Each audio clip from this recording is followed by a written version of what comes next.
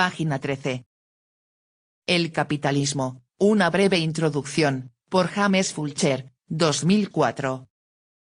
Aunque este libro ya es historia, algo se puede aprender de él, porque aborda lo que ocurrió en el mundo económico hasta el 2004.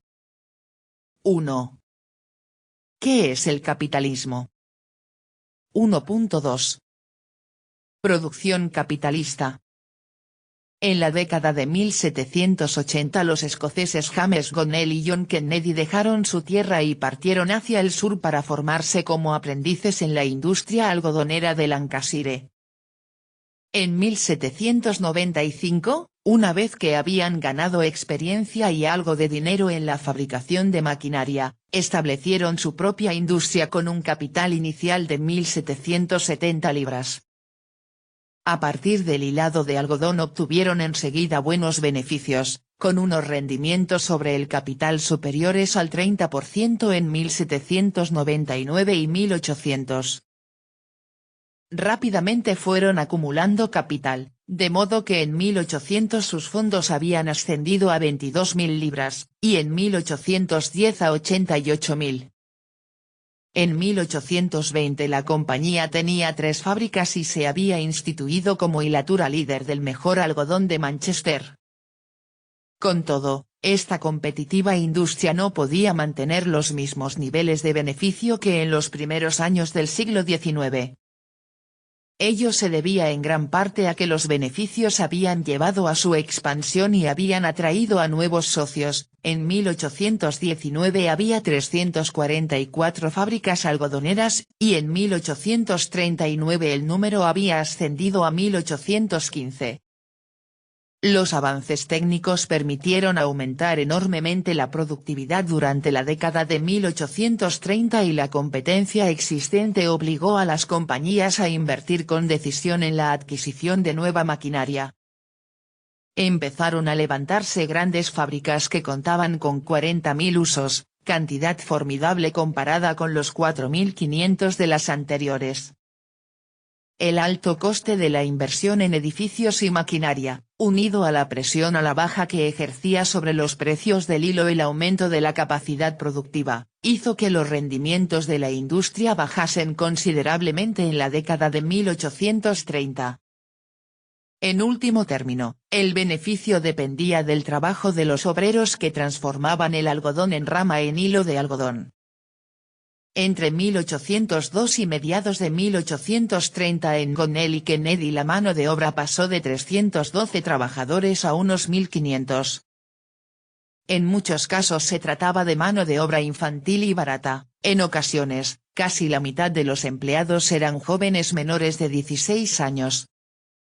En 1819 había 100 niños menores de 10 años, algunos hasta de 7, que trabajaban desde las 6 de la mañana hasta las 7:30 de la tarde. Dejando a un lado los desembolsos ocasionales que exigía la construcción de nuevas fábricas y la adquisición de maquinaria, el principal gasto de la compañía venía representado por las partidas salariales. En 1811 la factura de salarios anual superaba las 35.000 libras, y a mediados de la década de 1830 había ascendido a 48.000. Estos costes se intentaban minimizar no solo manteniendo bajos los salarios, sino sustituyendo a los trabajadores más cualificados por otros menos formados y peor pagados, sobre todo desde que la aparición de máquinas automáticas fue haciéndolo posible. TV escribe. Es normal que, si un proceso depende de la mano de obra, se le debe dedicar una parte de la inversión a pagar por la mano de obra.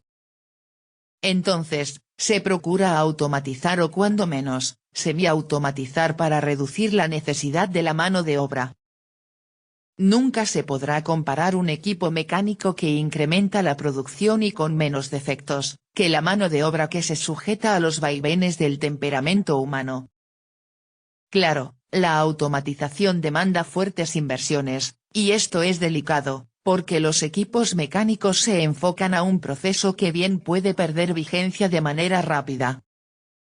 Si se va a automatizar, se hace en esos productos cuya vida en el mercado es por largo tiempo. Fulcher escribe. Los ciclos de inestabilidad industrial provocaban reducciones periódicas de demanda, lo cual a su vez obligaba a los empresarios a reducir las horas de trabajo y los salarios. A medida que iba desarrollándose el capitalismo industrial, los conflictos salariales empezaron a plantearse con medios más organizados. Los obreros de las hilaturas se defendían de las reducciones salariales a través de sus sindicatos, instituidos primero en un ámbito local y más tarde regional y nacional.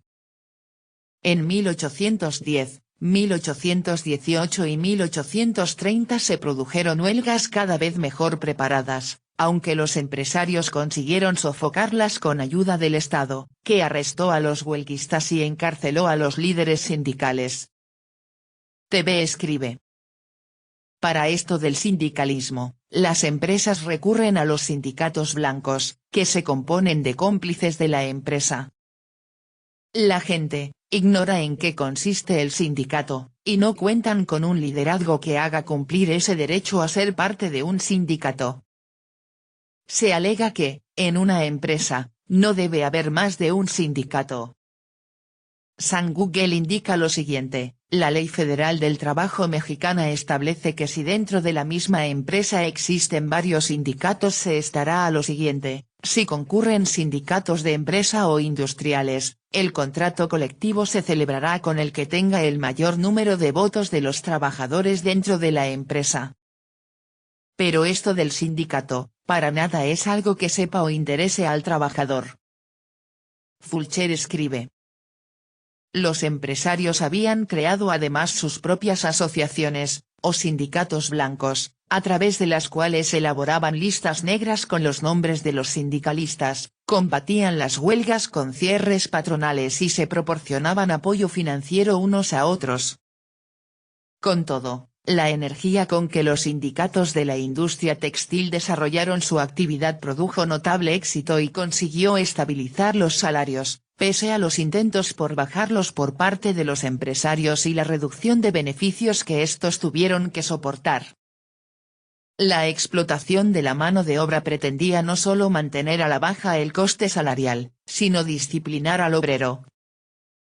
El capitalismo industrial exigía un trabajo regular y continuado de cara a minimizar costes.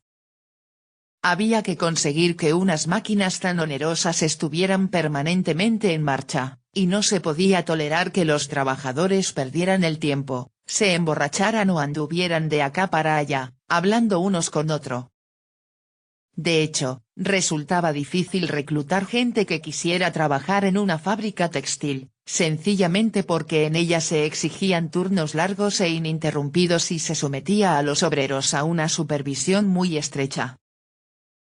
TV escribe. Tener un equipo de proceso ocioso, no genera más producción. Por tanto, existe la modalidad de turnos de 12 horas, los 7 días de la semana, para que la planta no cese operaciones.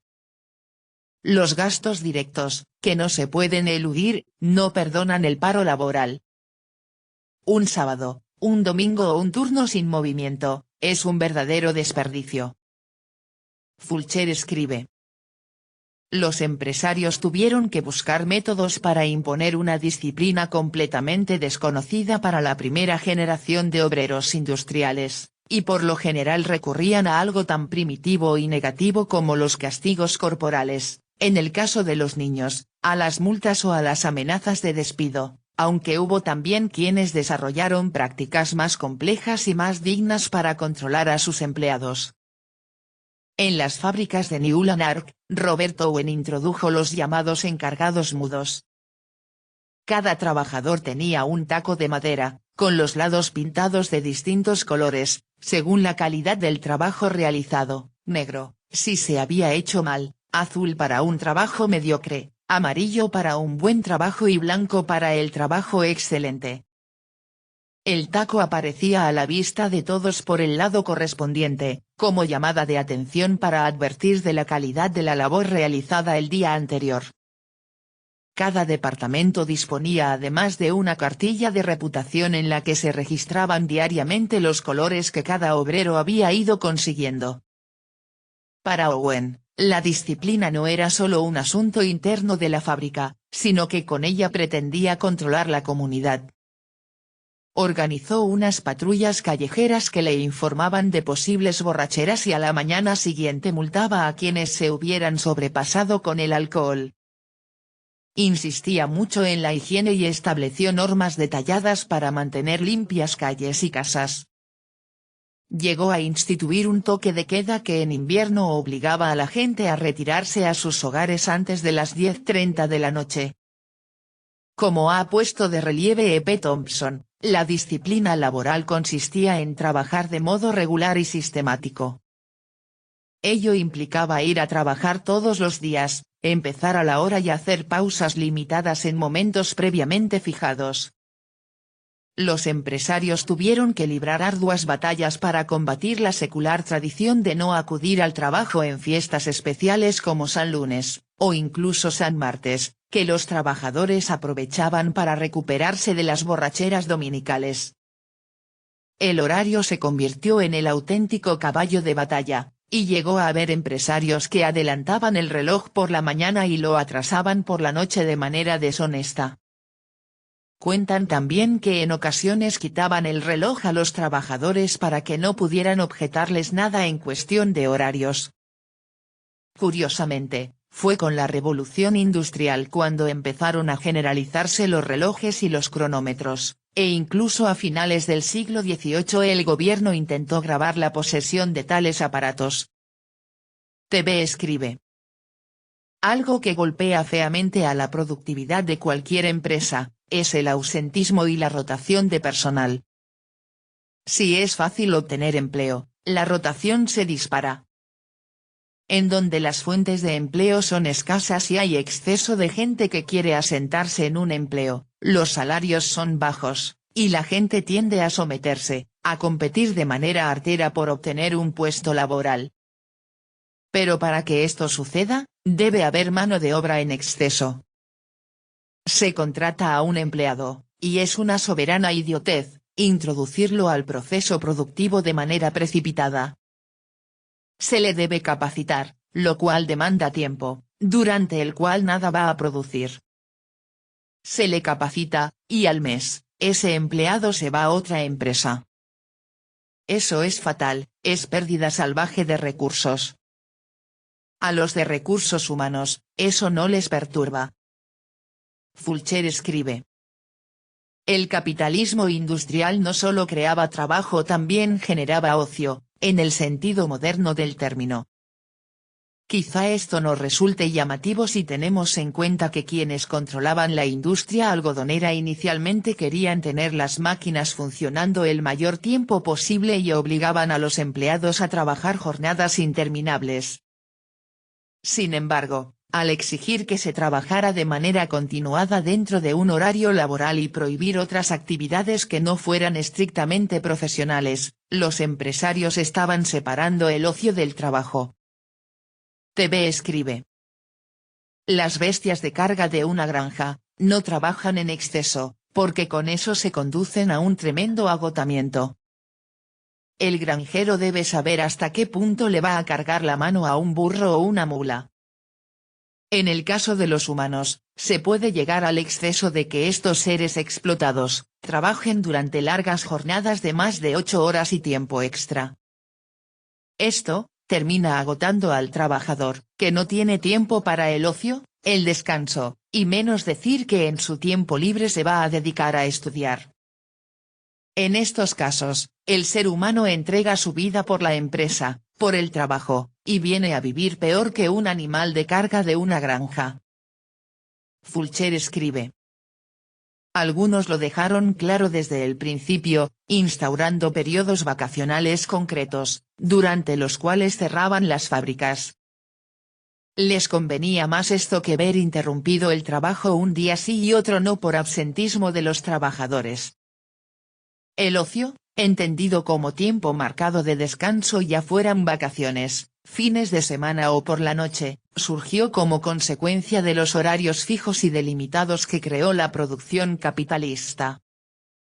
Los trabajadores empezaron a exigir poco a poco más tiempo libre a través de campañas sindicales que le iniciaron en la industria algodonera, hasta que lograron que se aprobaran leyes que limitaban las horas de trabajo y concedían a los trabajadores derechos vacacionales.